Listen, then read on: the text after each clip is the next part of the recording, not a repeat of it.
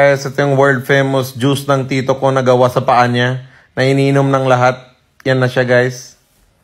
Pinapakita nila kung paano nila gagawin.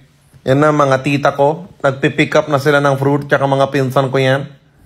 Picking up na sila ng fruit. Hindi ko alam anong fruit yan. Sila lang siguro meron yan. Anyways, marami namang meron ng India na wala sa Pilipinas.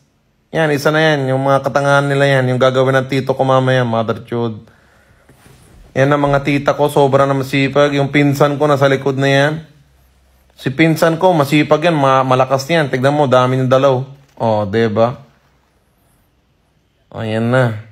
Sila tita ko, nagtatanggal na sila ng buto para buo-buo na yung prutas. Tapos si tito ko naman mamaya. The golden foot. The golden, world's most hygienic foot. Feet. Or foot. Basta yun. Mother chod. Kukunin na ni tito ko yan. Maya-maya. Saan na si tito? Tito, yung business na yan. Yan na si tito. Kakalat ni tito sa may kanal. Yun. Tapos, anong gagawin ni tito? Pinaanan ni tito. Tapos yung katas ng prutas dediretso sa kanal. Yan na si tito, guys. Grinding na si tito yan with this magical stick. You know. Hindi ba? Yan, guys. Sobra na masarap yan. Tikman nyo na yan. The world's most hygienic fit by my tito. Yan na, guys. Tapos dumediretso na yung juice sa kanal. Yan na si tito. Masabi kay tito yan.